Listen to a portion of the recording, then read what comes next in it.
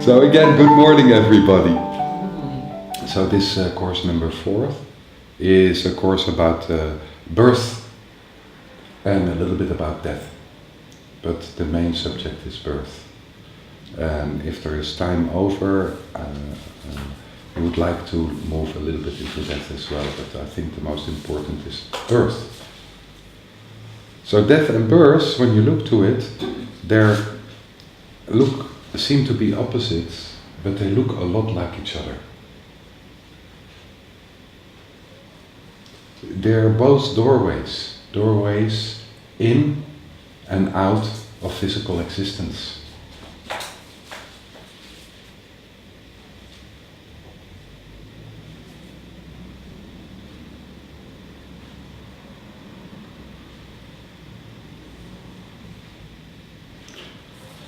And in between that, and before that, and after that, is life.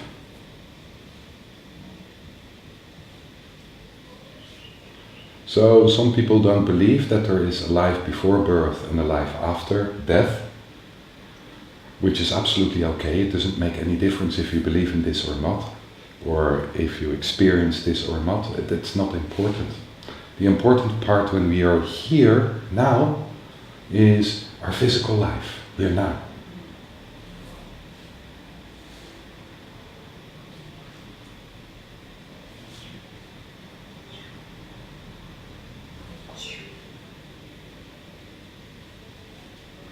And our physical life here now, when we look to it, is not only having a physical body.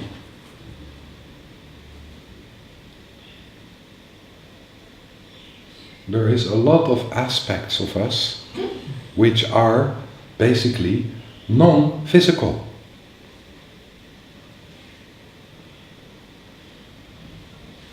No physicality. And there is a lot of aspects which we think are non-physical, which are quite physical.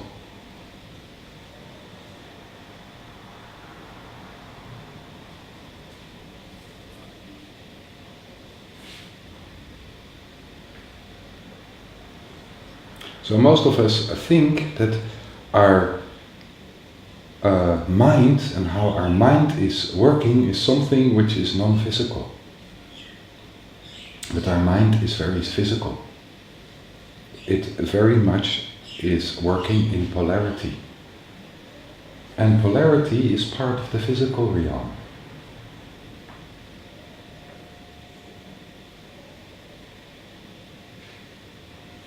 The build-up of a separate identity is very physical. We have a unique physical body. And this unique physical body is part of the I we formulate during our lives, we build up during our lives. And this brings us into birth. You know, when you see a just born baby, the baby doesn't have an eye. It's only later on in the development that the baby becomes more aware, conscious of the separate I, and starts to relate to it by saying ani, or I. So first, maybe the first word the baby is speaking is cookie. Wants a cookie. Then he gets rewarded because he can say cookie, or she can say cookie. And it's only later that the baby is able, or the young child is able to say, I want a cookie. The I comes in it. And then there is this whole development in which young children kind of, make a division between what is mine and what is of the other.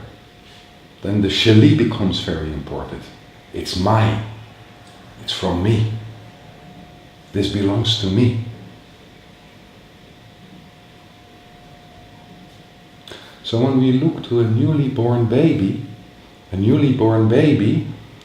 is basically in unity. It's absolutely, totally blended with its environment. It got a center. It's centered. If everything is okay inside its little body. But the feelings, the emotions, the atmosphere which is around the baby, there is not a separation between the baby and that. It's one with its environment.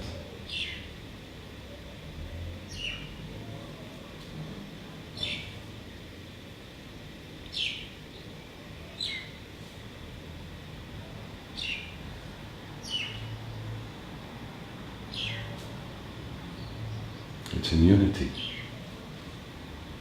And that's partly why we love babies so much, because if we hold the baby, then it's like, you know, the baby melts into us and we melt into the baby. It kind of refers to our own baby state as well.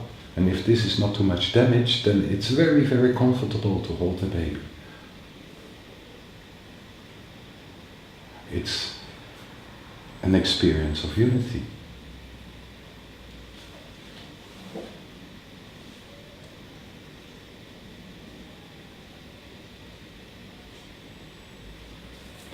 So let's regress back. And what I want today is a little bit to tell a little bit the medical background, the medical story together with the spiritual story.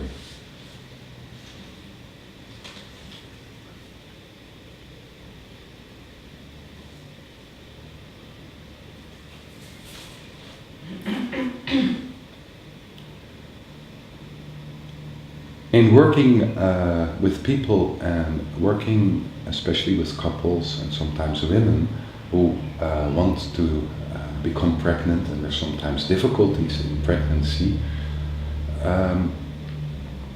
what I became aware of is that around 3 months and sometimes longer before a woman gets pregnant, often you see already a kind of silvery dot.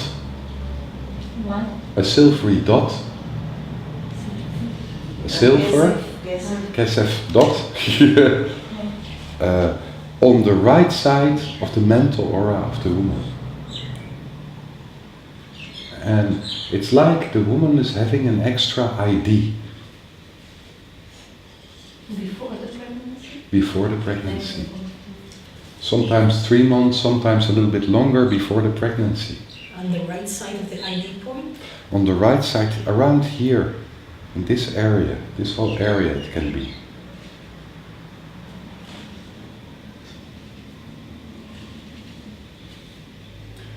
And when you connect with this silvery dot, you connect with a person basically who wants to incarnate.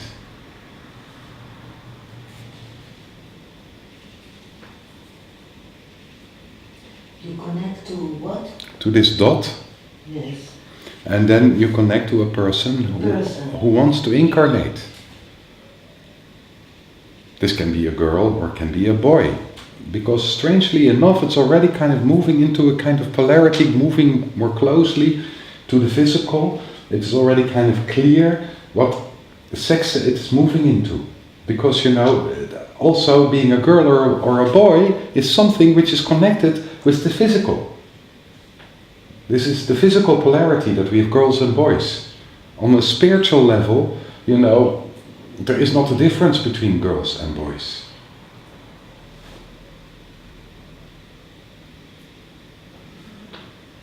So it's not on the right side, it's a male, and on the left side it's a female? No. It's always on the right side, as far as I've seen.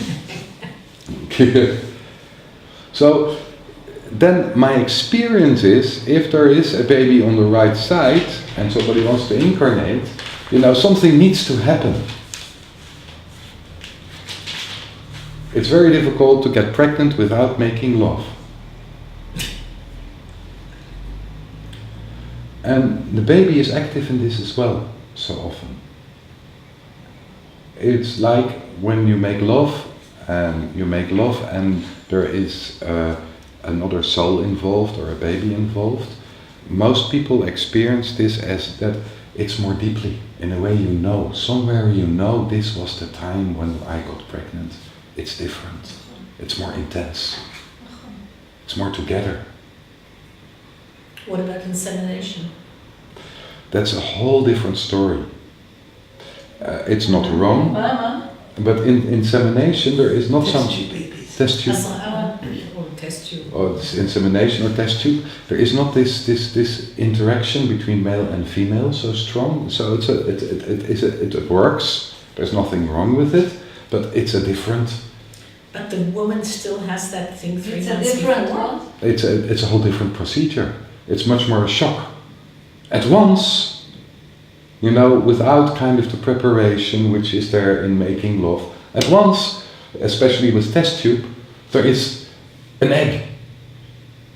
So at once, everything has to kind of, you know, connect with it. At least the baby, the child has to connect with it. Mm-hmm. And also, when the egg is brought together with the semen, it's a live egg. So the first processes are started already, and it means that the baby who wants to incarnate has less choice. And I'll try to be very, very precise in this. So there is less choice in body formation, What? No. in genetics. There is a choice in genetics which is made. And let me just tell about it, because it's a very precise procedure. You know, when doctors try to kind of do this procedure themselves, they don't understand exactly the refinement. So there is some violence in it, some forcing in it. I'm not saying it's wrong, but it's there. In telling the whole story, the medical story, it's interesting to look what exactly is happening and what's the difference. It is different. It doesn't mean that a test tube baby is less as any other baby. But there is a restriction there in how beautiful it's built and what is done. There is a difference. And I have no idea what the effect of the difference is. But it is different. It's much more controlled, much more forced. What do you mean when you said it, the baby is no control? I come to that. Less choice. Let's start the story. So this essence is here, and Abba and Ima are making love. So when they're making love in the right moment, there is an egg. And this egg basically is containing half of the genetic material. And then, after making love, Abba is releasing a lot of sperm. And the sperm, when you look at it, has to kind of reach the egg, which is not easy. And sperm is basically quite stupid. So it moves in all directions. It starts to kind of bump into cells. Maybe this is an egg. And a lot of them lose directions, but some kind of come to the cervix. And then there's this tough kind of mucus in the cervix they have to go through, which is kind of also difficult. A lot of them kind of get stuck there. But then a few is getting through. That means that, you know, into the womb. And the womb is like acid.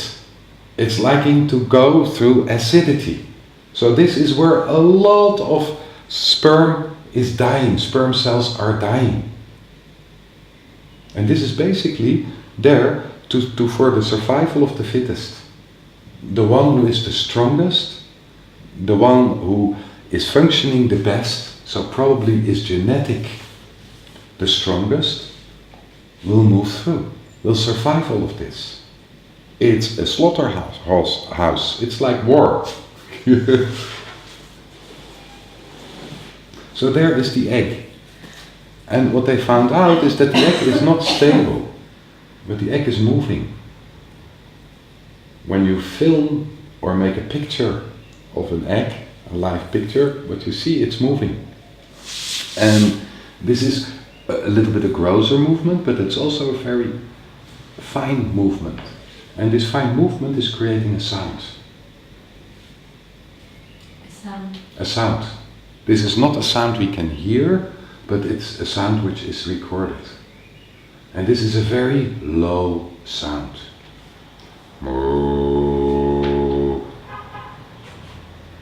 And they found out when they reproduced this sound, and there is sperm in the neighborhood, that the sperm is attracted to the sound. So in the whole creation of life, sound is important. And when you see a sperm cell, what you see is a little head with a little tail on it, and this tail is moving as well. It's swimming, and that's creating a sound as well. And this sound is very high. So you have to and the sound of each individual sperm cell is slightly different. They're not built all the same. Partly because the genetic material which is inside is a little bit different. There is a difference between males and females. There is a difference between X and Y. The X chromosome is much bigger as the Y chromosome. That means that the ones who will become a lady, when they come together with the X cell, they are heavier, they have a lower tone. Still very high, and on a so. The female is lower? Yeah. It's heavy. It's heavier. It's a little bit a lower tone.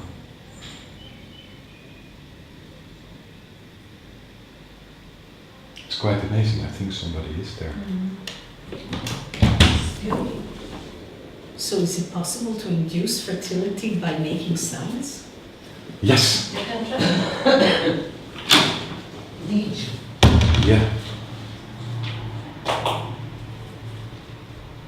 It is possible to help with sound. It was something which was really investigated to see kind of will this work better, and then they draw the money out of it because then the in vitro came forward very much,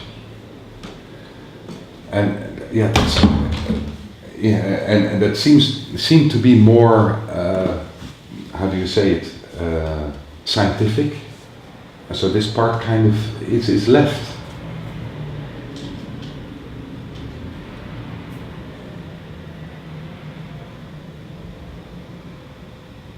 But do they hear, I mean, those sounds? Sound is a vibration. Oh. So if you just close your eyes and you just listen to my voice for a moment, and then don't listen to my voice through your ears but through your body. So when I make a sound, you can also feel the vibration very lightly in your body.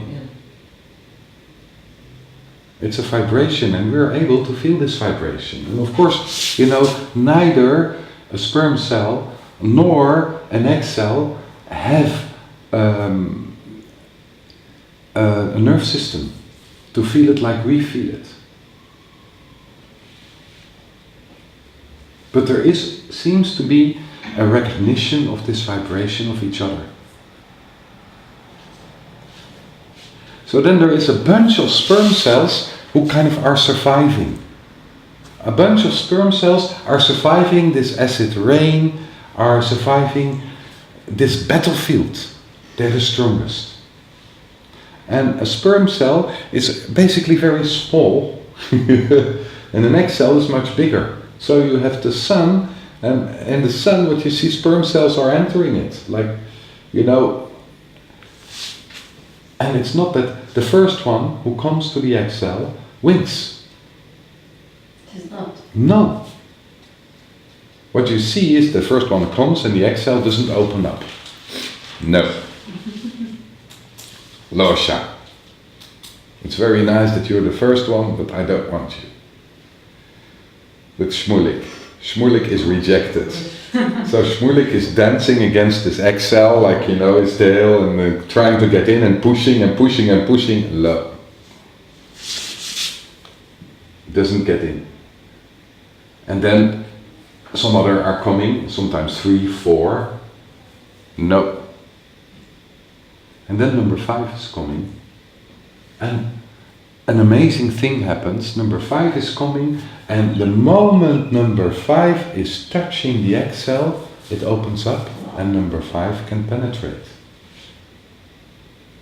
So in this, the egg seems to make a choice which sperm it lets in. This is a choice not only between male and female.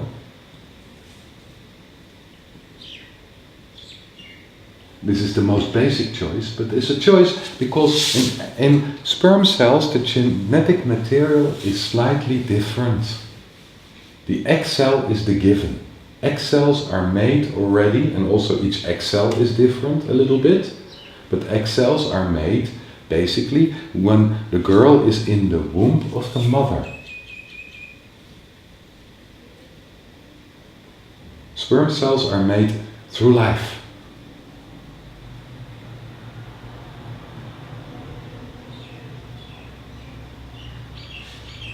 It's each month after you start to menstruate that an egg is ripening, but it's only ripening. It is basically already there. It ripens.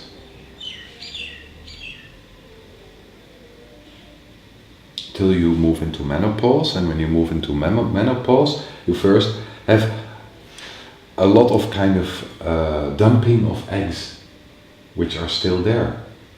So you have more eggs. So when you look to this sperm cell and this egg cell coming together, so when we do an in vitro, then basically, so often what they do is they bring a sperm cell inside the egg. So there is not a choice from the egg. Sometimes they bring sperm and egg together, and in the hope that the sperm will enter the egg, and then there is more a choice. It's even more over than that, because actually they produce much more eggs which should not be produced. Exactly. And then Exactly. they take them, take them out. Yeah, exactly. Then I they know. force the sperm to the egg, and then Yeah. they force. Yeah, sometimes whole they thing take. back to the, Sometimes they take a very uterus. very small pipetta and put even a sperm inside the egg. Yeah, so there's a 4-time forcing thing. There is a lot of forcing in it. And when you look to the natural thing, then what you see, it's very refined. There is a choice, and the essence, the soul, which is already connected, has an influence on the choice. Has an influence between male and female. Has an influence between genetic material, how it comes together. So Down syndrome in older women, is it because the egg is not good enough, or it doesn't know how to differentiate well enough? Down syndrome is coming forward because of some deficiency on the egg. So most of the times when there is Down syndrome, the egg will just die but sometimes it survives. Mm-hmm. So that means that maybe, and this I don't know, but maybe there is a choice. We don't know. It could be that there is a choice. A choice to have this kind of experience for a lifetime. Because, when you look to it, the choice we make is connected with the building of the physical body, but that also has an influence on the experience. So, what we bring with us are our qualities. That means that if we bring qualities, genetic material is important towards the qualities. It influences each other, but genetic material is important in connection with the qualities. The qualities of the soul. The qualities of the soul. So you said that the choice of which sperm is going to is connected also with the qualities. If you have a lot of qualities to be a musician, so what is important is the development of the hearing and the genes which are connected with this. When you have a very poor hearing, genetically seen, to say it like this, and genetics has an influence on the build-up of the body, then you can do nothing with the qualities as a musician. You understand, you need a refined hearing for it. So maybe that's the connection of the non-physical to physical. Exactly, there is already then is a non-physical physical connection made. There is a position in it. If you want to become a lumber, you need a certain body. You understand?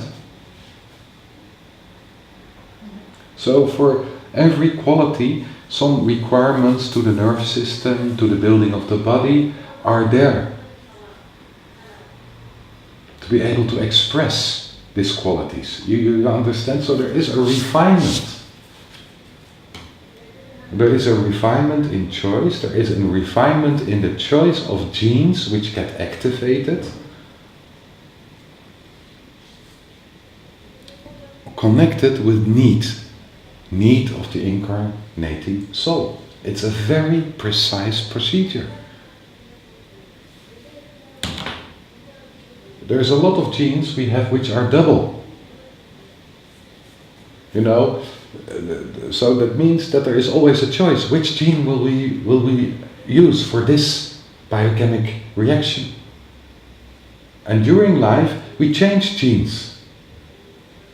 And sometimes in the gene, what you see, there is something with a protein which goes off. And that can be the cause of that the body starts to attack this protein inside the body, which is made from this gene, because it doesn't fit exactly, it's off. So the resistance system starts to attack this protein, which is partly in the buildup of cells, and then we have an autoimmune disease. So to get out of it, what is needed is a change of genes again. So how do you bring forward a change of genes? This is the big question, to get out of it. So maybe later there is time to go into it, and otherwise another course, because this is about birth, but it's very precise and we don't know so much about it yet. And genes also are influenced by life itself. That means the life of each person has an influence on the genetic material we carry on. It's not a given, this is what there is, and it is not changing, it's changing all the time.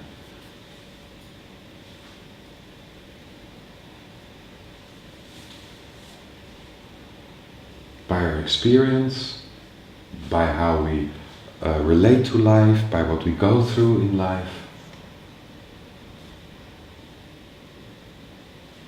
by what comes from the environment towards us, it has an influence. Every illness, every virus, every bacteria we have has an influence on our genetic system. It's not static, it's changing. This is called also evolution, development, physical development.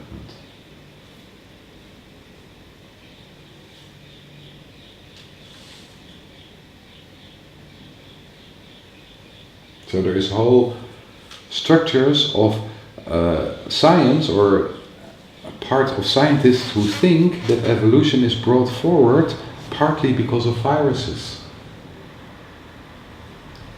Viruses which brought damage to cells, and because of the damage of cells you get more in development.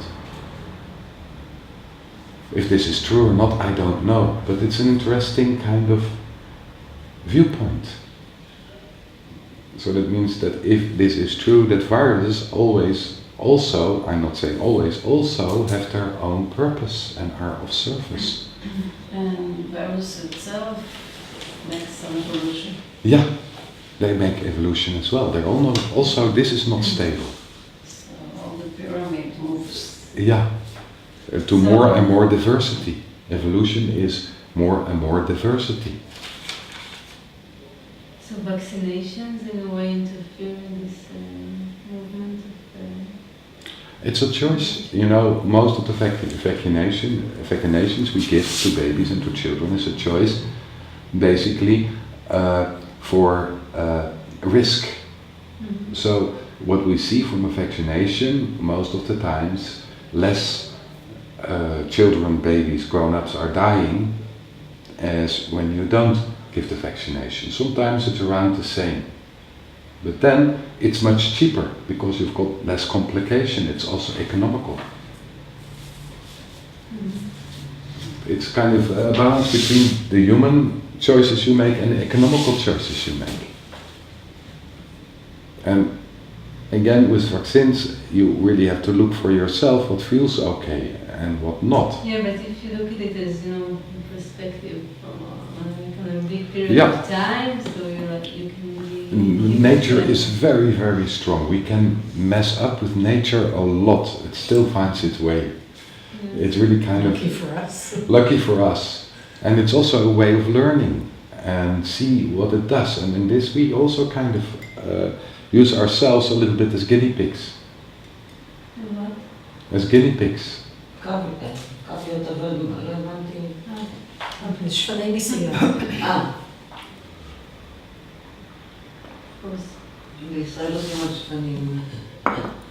So again, when we look into it, I don't see anything wrong in it. In our culture right now, what we understand and how we fight to try to limit physical suffering and loss, and that it could be in a different way, but I don't see it as black and white, as good or bad.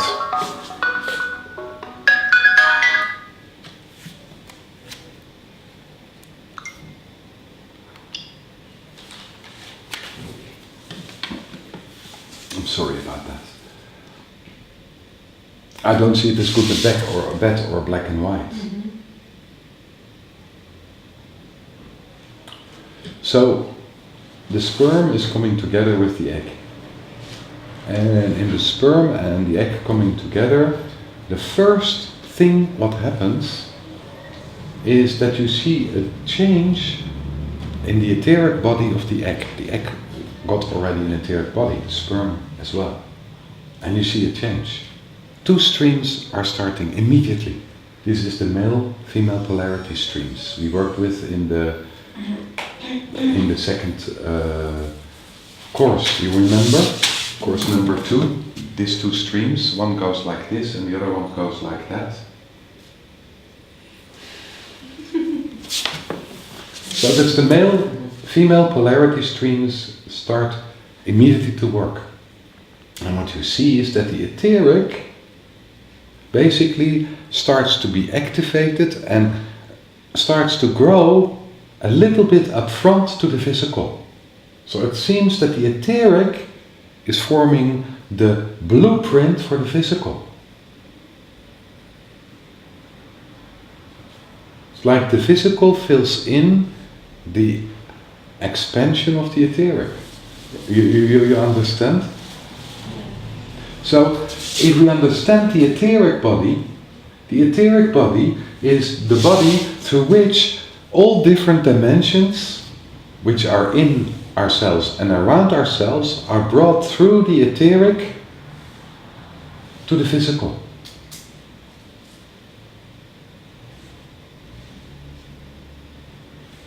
Part of the etheric is also the chakras, if you remember. And we get information through the chakras, we get information through the etheric. This is non-physical information. A lot of this information belongs to the physical world, but it's not kind of material. It's the energy of the material.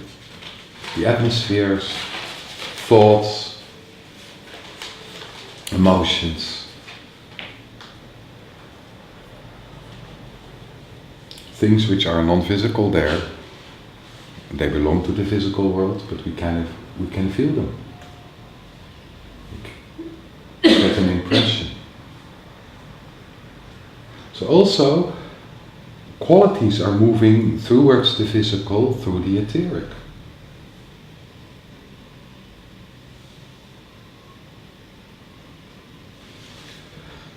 the connection with our spiritual part. It's moving through the etheric towards the physical.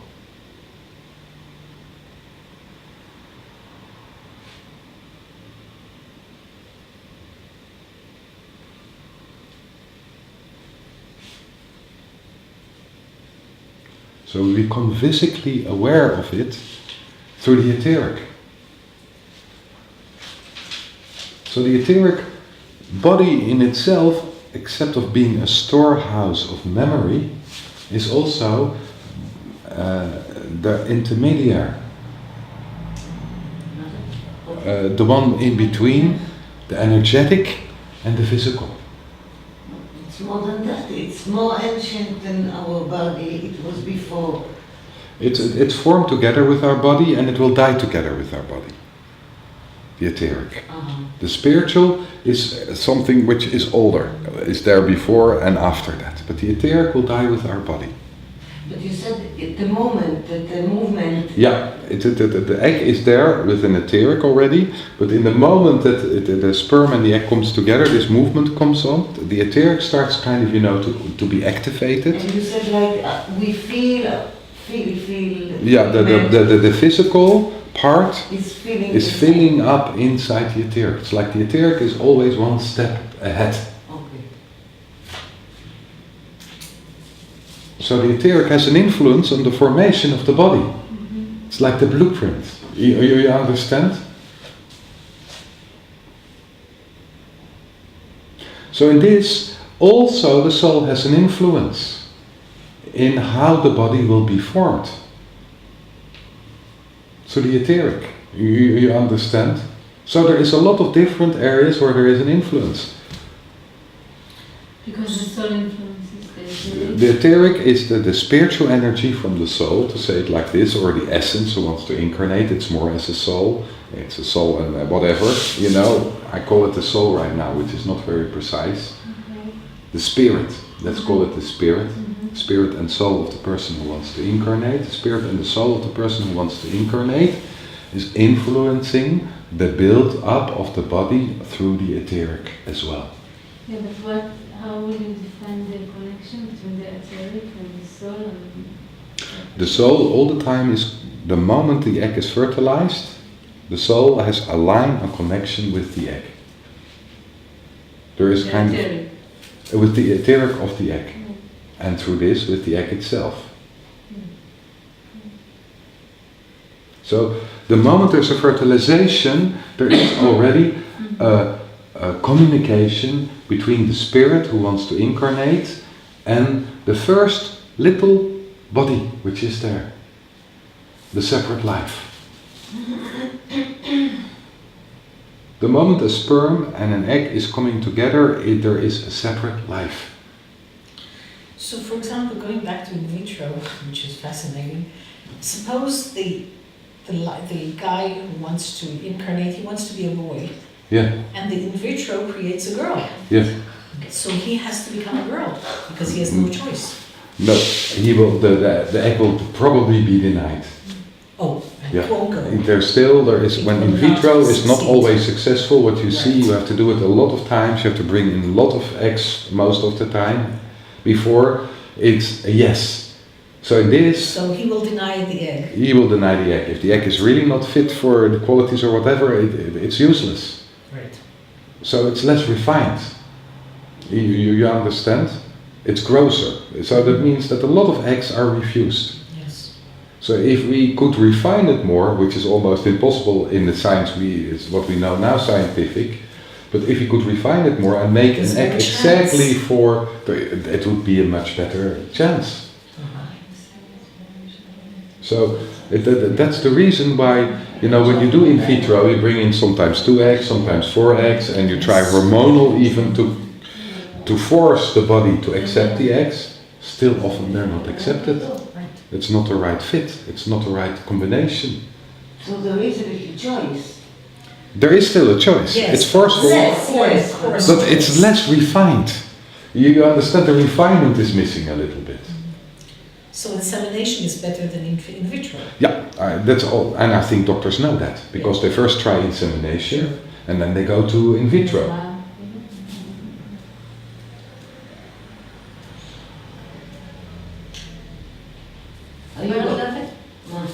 לא, לא, לא, בחיי. If you are going to speak about the death now, or because it's so connected. It's absolutely connected. 5 days. We'll see when death is coming. Let's go to the meditation. I know. Now it's interesting. You can't wait. But there's an entire life. Yeah, the birth is interesting as well. Death is very much a mirror of birth. The opposite of birth is death. Again, you can choose, you cannot, you interfere, it's the same. It's the same. So my question was... Yeah, I totally understand. It's the same. It's the other door. Actually, life and death can happen in few days. Yeah, exactly. It's an abortion and not always we even aware of it. Exactly. It happens. It's a very small circle. Week Yeah, 8 to 10 can be. of the pregnancy, the 30% of abortions. Yeah, exactly. So that means that a lot of spirits make a very short circle. And sometimes this circle is necessary for the spirits to get used to the whole movement of incarnation and the body of the mother getting used to being pregnant. Because this is a different system starts up and that sometimes you need to start it a few times before it kind of starts to work. Also based on genetics and also based on how the physical is built and also based on what's needed at that moment. And sometimes a soul really, or a spirit, really needs a very short period of incarnation to go through this experience, and that's enough for now.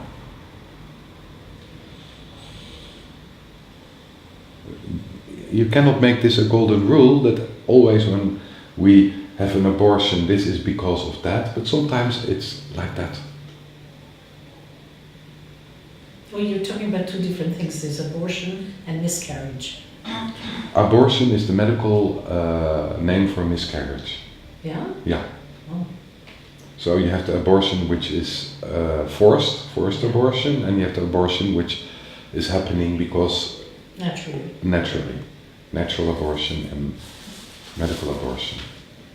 I just want to understand again, you said the spirit or the soul actually builds the etheric body, and through the etheric they influence the build of the physical body of the... Yeah, it has an influence on the formation of the physical body. Yeah, but it's like bigger. But yeah. What about the etheric of the woman, of the mother? Etheric? It goes through it and it also influence it in some way? Oh yeah, there is a big influence. And this I don't want to talk too much about today. I now want to just about the formation, because we can. It is really a few days talk, and it's really kind of to understand the precision of the whole, how we are formed basically, and that from the beginning we have an influence. That means that, you know, and this is important to understand as well, we come from a spiritual world before we incarnate. So, what is happening to the spirit? So, and again, this is a story. This is a story based on my own experience, what I remember from it. I'm not saying this is the truth. But what I remember before this incarnation is that I was in a kind of atmosphere, you could call it heaven or whatever, but totally in unity, no identity, no I, a total unity with a whole of spirits and souls. Like being part of a bunch of grapes. Everybody exactly in its own place, with stronger connections with surroundings, a little bit family-like. And then there's some bigger grapes, which the bigger grapes have more experience, are more developed, and some smaller grapes, which are younger. And it seems to me that the spirits also in their own way, kind of, you know, babies are born from them in a way, in a different way, but that is not that important. But it's a growing whole. This is the spiritual realm. And then at a certain moment you're there, and there is a moment of awakening. A moment of awakening brought forward by angels or guides or whatever you will call them, kind of, making clear that there is a need. And you feel a need. There is a very clear need. You are needed there. There is a need to incarnate. And this is for everybody. Oh, now. Need of whom? The need of the universe for this special spirit with the special qualities to incarnate at this moment, at that special place.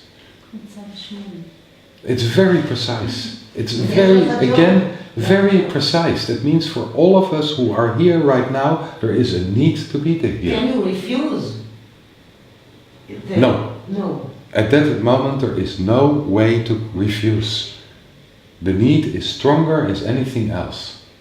And also to refuse you need to be I separated. Exactly. from the universe. Exactly. You There cannot is not an refuse it, I you are who- part of the same body. Exactly, you cannot refuse this need from being a part of the same body.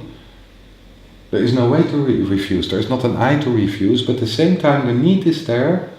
Also, the conscious wakes up. The first I wakes up. Because you're brought out of the whole, so you're separate. You understand? So there is the first... Suddenly it's about you. Yeah. Suddenly it's not us anymore, unity anymore. Suddenly there's an awakening up in an I, with a need. And this need is very strong. Before that, There is no I. There is an us. A total unity. Us. But there is like an awareness to the differentiation, like that. There is no everything difference. different, No. What about animals? It's very much the same, but they stay much more in this unity stage as we do. I'll come to that later if it's in, but I want to finish the story because it's a long story, and then we did the medical story, and then we can go more deeply into the philosophy tomorrow and all the things around it, but I like to get out the medical story. So you have the soul which incarnates, and there is a need. And this need is also precise. It's not like there is a need to incarnate. There you have a mother. From this need is born an attraction towards life. And what I remember in my life, I think it's important that at least part of my life I work with healing, because I was brought to a certain place in Katwijk in Holland, where there is a temple of the Sufis, and in this Sufi temple the main thing what they do there is healing, perform healing things. And I was brought into this energy, and I remember that this very specific healing energy will be important in this life. And then I was brought to a female. And this female would be my mother. But that didn't work out, because she couldn't get children. And then I was brought to my mother and incarnated with my mother. This is what I remember. And so, brought to my mother, there is a kind of attraction. It's very specific. It's specific on the qualities the parents have, especially the mother has, but also the blend of qualities between the father and the mother, which is attracting a child. The blend of qualities attracting the child means that the child has already an entrance in the parents to learn about how to use these qualities.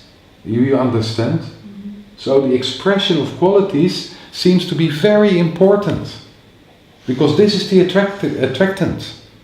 So if you see the qualities of a person or feel the qualities of a person, you see the beauty of a person. You see the promise of the person. So you see the promise of your parents. This is really beautiful. But the spirit is more connected to the mother. So and the qualities of the father are not always clearly available. And the qualities of the mother is the first attractant, because you incarnate in the mother. Mm-hmm. You understand? The mixture between the qualities is the most beautiful when they're both there. It's the most precise. But this is not always possible, it's not always there. So then, and there is not always a blend on the level of qualities between parents.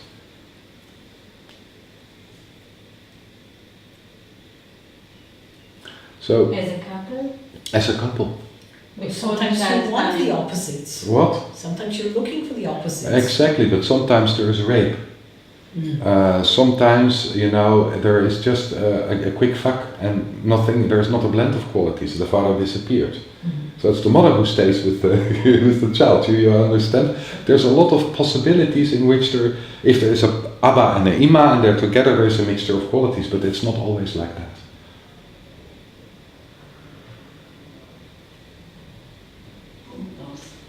Also the baby,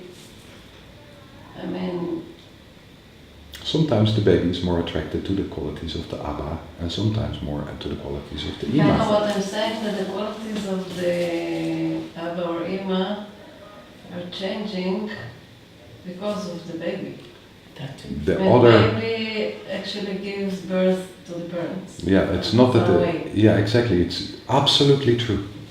Absolutely true. It's not that the qualities are changed, but the expression of the qualities which are already there is changing. And the qualities are there. Okay. They're not changing.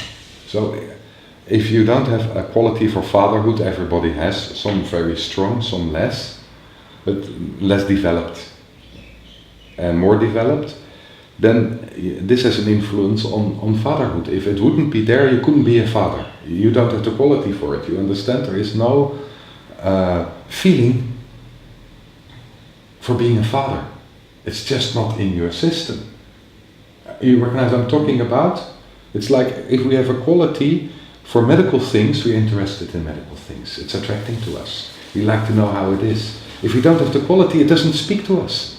Medical is abacadabra, it's nothing to do with us. You recognize? So there's this attraction to these qualities, and these qualities are beautiful, are amazing. And we feel home in the qualities because they're in tune with the qualities we bring. It's like a homecoming, oh yeah, a recognition. And then comes the fertilization, there is the egg and it starts to grow. And then pretty soon, we don't need to exactly know the time, the nerve system starts to be built.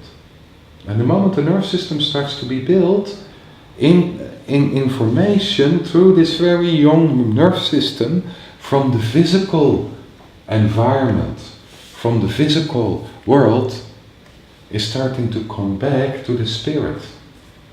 Again. So the moment the nerve system starts to get formed in the very young embryo, information through the etheric again, from the physical reality starts to move back towards the spirit. From the physical to the spirit? Yeah.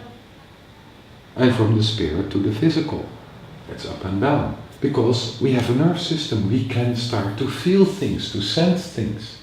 You understand, through the physical. So before that, before that we have no idea of what the physical reality is.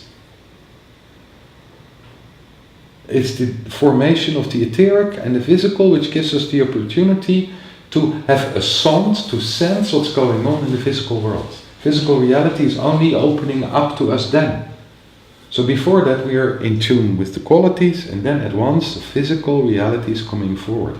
And for some spirits this is quite a shock, because the physical reality is so different from the spiritual reality. Only to some spirits can... Some spirits are much more able to contain this. But it's shocking. It's shocking to see the qualities a person is bringing and how these qualities are used, not used, abused in daily life. And the amount of suffering which is coming from this. This is shocking. So is that when miscarriages happen? This is an area where miscarriages are happening, where there is something like, oh no, no way. so I didn't understand anything. I thought he's outside already. He's still outside. No, the baby is inside, when the egg and the sperm are inside. So it starts to grow. And it connects to the The nerve system. Yeah, inside the ima.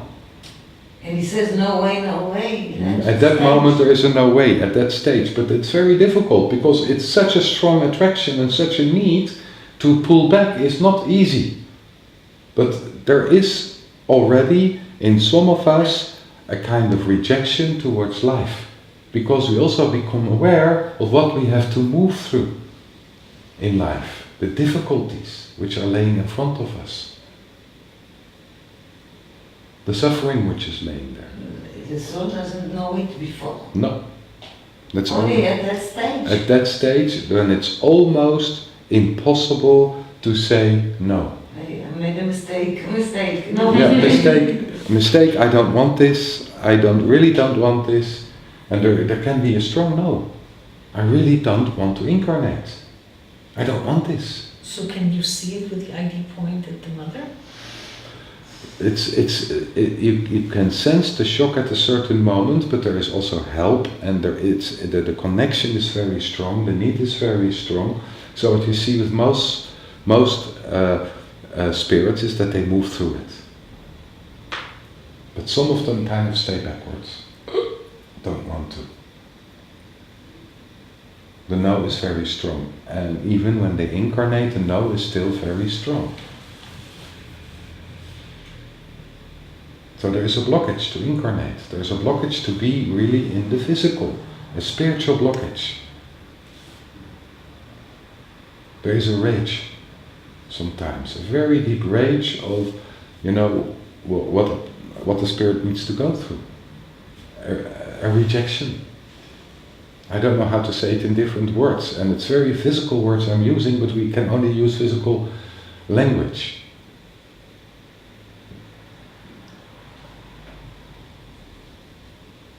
Sometimes, I'm not saying this is the only reason, but sometimes this is leading to autism. Autism? Yeah. In that early stage? In that early stage. Wow. So, not always, but sometimes this can lead to autism. It always leads to a more difficult procedure to incarnate, because there's such a resistance. Don't want to be here. But autism is also genetic. They say there is a genetic influence, but it's kind of, they found in some autists clear genetic, but not in all of them. So it's not like, if you have got this gene, you become autistic. For sure it is stronger in some families as in other families. But it's not 100% like this. And then again, what is the autism the first, which has an influence on the genetics? Or is gift, because this genetics is a given, gives this a better chance to reject for a spirit? We don't know exactly, I don't know exactly how it works together. Because, a genetic tendency not necessarily has to become true. The same as breast cancer, they found some genes which are connected with breast cancer, but there are women who have these genes from all sides very strongly, don't develop breast cancer. It's only potential to something. It's only a potential which can be fulfilled. To make a trigger for Yeah. that to happen. Exactly, there is needed a trigger for that to happen. It's a potential which needs to be fulfilled, as we have physical potential also to express our qualities. Not necessarily we will express them and fulfill ourselves with that. I read about the research they did about the oxytocin and the birth that causes autism if there is a low level and that's a possibility. There will be a lot of influences. Everything influences each other. It's one. So, we find something which is different, and then we say this is the cause. If we change this, then maybe it will be changed. Mm-hmm. And maybe if you change this, a whole situation, a whole circle changes. So there are so many different things in biochemistry coming together because the spirit has an influence. So it all kind of comes together. You understand? But here you say the spirit, it has this influence, but she's like the spirit is afraid or something, or gets shocked. So Doesn't want. Rejects. It's not like getting its qualities out, right? No. No, something is blocked. And that has an influence on also the whole formation of the physical body. So it sounds like there is a way to heal this. solve this, Yeah, I think so.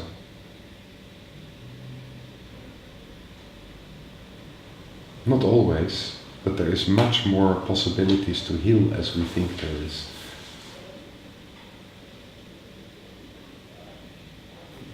So can healing make a difference? What? So healing can make a difference? Oh yes. Healing can make a difference, taking it serious, to have a connection, to understand, to witness is already making a difference. Oh, this is very difficult for you. You understand makes already a difference. Life is starting from the moment that the sperm and the egg is coming together.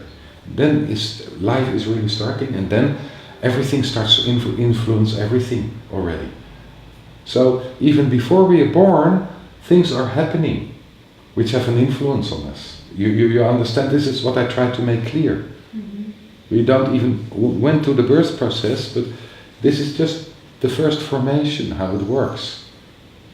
So it might help, the mother, the expectant mother, to expect a shock, like within the first 3 months of her fetus, and kind of be nice to it, talk to it, and kind of relate to it. Absolutely, to be happy with the baby to come, to relate to it, but this is not always possible. Sometimes you cannot fake happiness. You cannot fake welcome. Vomit 5 times a day. Yes, exactly. It's not always like that, but to be connected helps. If you curse your pregnancy 5 times a day, it has an influence. Of course it has an influence. It doesn't help. But sometimes it's like that.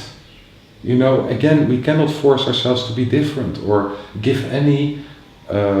this is so easily, we move as mothers, as fathers, in a structure of blame and self-blame. But basically it is as it is.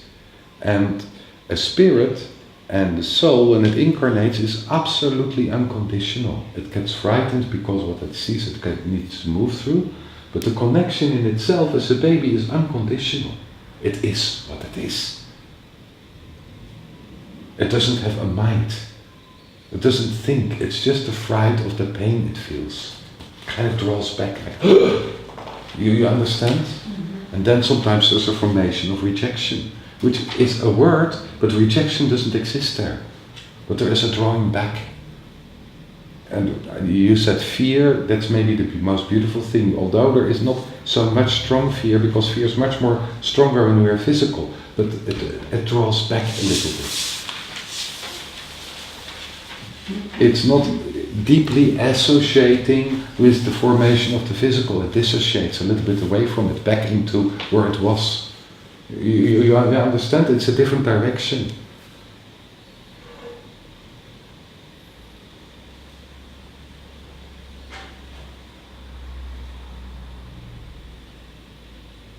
So the words I'm using are not precise because it's very difficult to give physical precise words for the movement which is there. And when you use words, you move into polarity, and you move into, basically when you move into polarity, you move into judgment. This is not about judgment. Okay. So then the baby grows. There's and we talk more about this one of the coming days. How it grows inside the mother, what happens then. There's a lot of stages which are recognizable, which are important. Till the birth is coming. So a little break now, I think.